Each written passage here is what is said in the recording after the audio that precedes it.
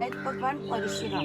आपल्या पुराणात उल्लेख आला आहे की हजारो वर्षापूर्वी भगवान परशुराम होते. त्याने संपूर्ण पृथ्वी जिंकली आणि जिंकून घेतलेली सर्व पृथ्वी त्याने दान केली. दान केलेली कोणतीही गोष्ट आपण स्वतःसाठी वापरत नाही, परंतु त्यांना राहण्यासाठी भूमी आवश्यक होती. आपण जिथे उभे आहोत तिथे हजारो वर्षापूर्वी समुद्र होता. त्याने त्याच्याशी युद्ध केले व त्याला 40 ते 50 किलोमीटर पाठीमागे घेतले आणि या कोकण प्रदेशाची निर्मिती केली. या कोकण प्रदेशाला परशुराम भूमी असेही म्हणतात. हे सारे कोकण दऱ्याखोऱ्यांनी वेढलेले आहे. सूर्याची किरणे जमिनीपर्यंत पोहोचू शकत नाही इतकी दाट अरण्ये, वाघ, अस्वले, गवे यांसारखी जंगली श्वापदे, 200 ते 250 प्रकारच्या औषधी वनस्पती, शेकडो प्रकारचे मासे, दुर्मिळ कासवे, मगर, सुसर यांसारखे प्राणी आपल्याला येथे पाहायला मिळतात. हे ग्रामदेवतेचं मंदिर आहे. पूर्वी धार्मिक संस्थाच गाव नियंत्रित करत असे. गावातील गावकरी एकत्र येत असे. गावात 2 व्यक्तींची जर भांडणी झाली तर सगळा गाव एकत्र येऊन गाव प्रमुख त्यांच्यासमोर न्यायदान करीत असे. तसेच गावातील सार्वजनिक कामे जशा पाखाड्या बांधणे, लाकडी साखळी बांधणे ही कामे कोणी व कुठे करायची याविषयीचा निर्णय सुद्धा गावकरी येतात की प्रत्येक जाती धर्माचे लोक आपापल्या देवाकडे जातात व देवाचे दर्शन घेतात. आपण कोकणी माणसं सुद्धा वर्षभर देवळात जातो व देवाचे दर्शन घेतो. पण आपल्याकडे जेव्हा शिमग्याचा सण येतो तेव्हा हा पालखीमध्ये बसून तो प्रत्येकाच्या घरोघरी नेला जातो. म्हणजे कोकणी माणूस आणि देव याचे नाते इतक्या जवळचे आहे.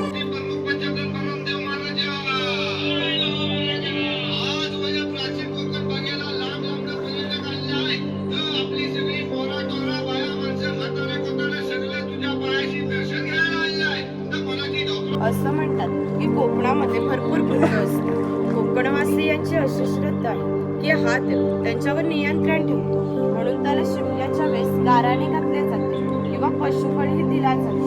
हे वीरगळ आहे, वीर लोकांचे प्रतीक. ते कडक लक्ष्मी दाखवतात. जे पोतराज लोक स्वतःला चापकाने फटके मारून घेतात त्यांना कडक लक्ष्मी म्हणतात. ते खेळ दाखवण्यासाठी गावामध्ये येतात. हा नाभिक आहे.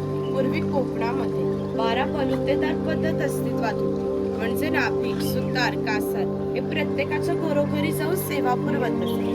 त्याबद्दल त्यांना पैसे नव्हे तर धान्य मिळत असे. एका नाभिकाला एका कुटुंबातील पुरुषाचे घरी जाऊन केस व दाढी करण्यासाठी वर्षभरासाठी 4 पाहिजे म्हणजे आताचे 8 किलो धान्य मिळत असे. इतक्या अल्प मोबदल्यात हे लोक समाजाची सेवा करत असत. या नाभिकाविषयी आमच्या लोकसाहित्यात एक मजेशीर वर्णन आढळते. असं म्हणतात की गावातील प्रत्येक गोष्ट ही नाभिकाला माहीत असते. एक खोत आहे. राजाच्या गावातील थेट प्रतिनिधी म्हणजे खोत. धार्मिक व राजकीय बाबतीत पहिला माना खोतांचा असे.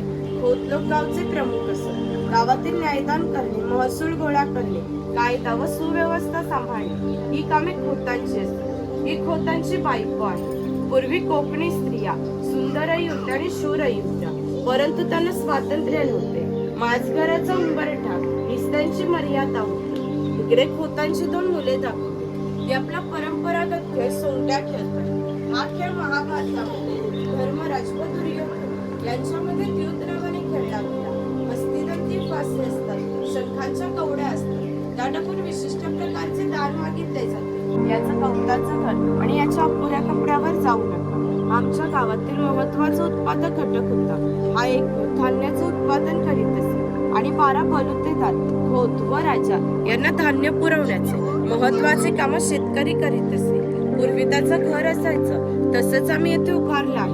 तिची चूल आहे, तिला कोकणी भाषेत पिरसा असे म्हणतात. ती सतत पेटती ठेवली जायची कारण पूर्वी घरामध्ये लाईटर किंवा माचीस नव्हता. शेतकऱ्याच्या बायकोला जर स्वयंपाक बनवायचा असेल तर तिथले 2-3 निखारे घेऊन स्वयंपाकघरातली चूल पेटवीत असे. जर हा विस्तव विझला तर घरामध्ये 2 गारगोट्या ठेवल्या असेल त्या एकमेकावर घासून हा विस्तव केला जात असे. हा कुंभार आहे. गावातील मातीशी संबंधित कामे हा कुंभार करीत असे.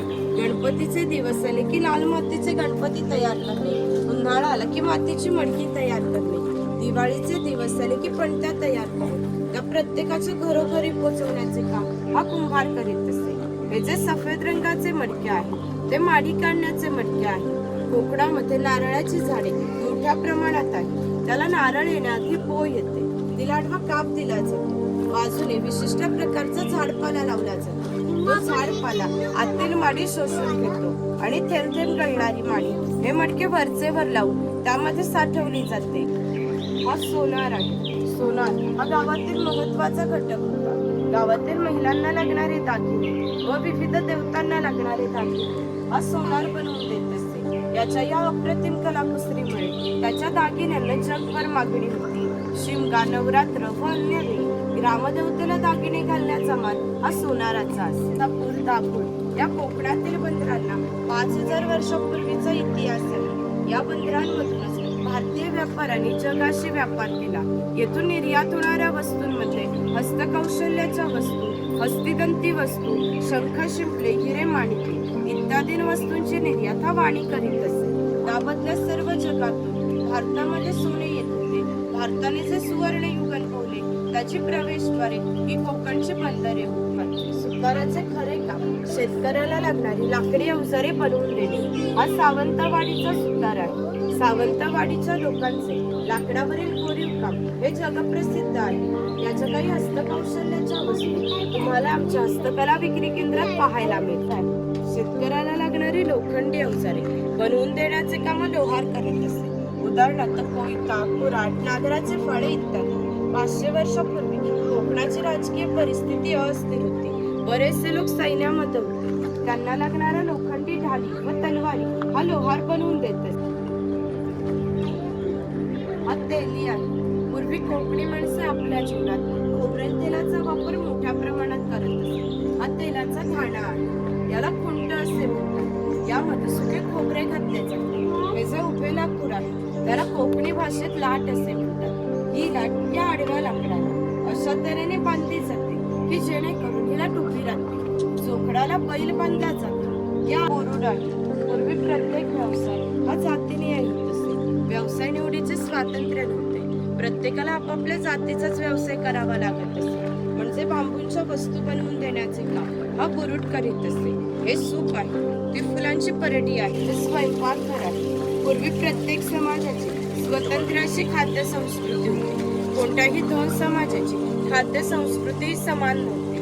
म्हणजे कोकणी माणसाची चविष्ट अशी खाद्य संस्कृती आहे.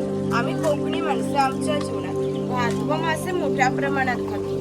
कोकणात आल्यावर माशाची आमटी, उकडीचे मोदक व भाजणीचे वडे न खाणे म्हणजे कोकण अनुभवल्यासारखेच आहे. पूर्वी घरांमध्ये दगड मातीच्या वस्तू असतात. हे जर चाचणीसारखे दिसते त्याला खिरट असे म्हणतात. कासार आहे. मगाशी सांगितल्याप्रमाणे 12 बंधू येतात. हे लोकांच्या घरोघरी जाऊन सेवा पुरवत असतात. त्याप्रमाणे हा कासार या मुलीच्या घरी आला आहे. पूर्वी कोकणामध्ये मुलींची लग्ने वयाच्या 8व्या किंवा 10व्या वर्षी होत असते. तोपर्यंत हा कासार या मुलीला बांगड्या भरण्याचा कोणताही मोबदला घेत नसे. जेव्हा या मुलीचे लग्न होईल तेव्हा तिचे वडील या कासाराला एक छोटासा सोन्याचा दागिना देईल. या व्यतिरिक्त त्याला कोणताही मोबदला मिळत नसे. मानवता आहे.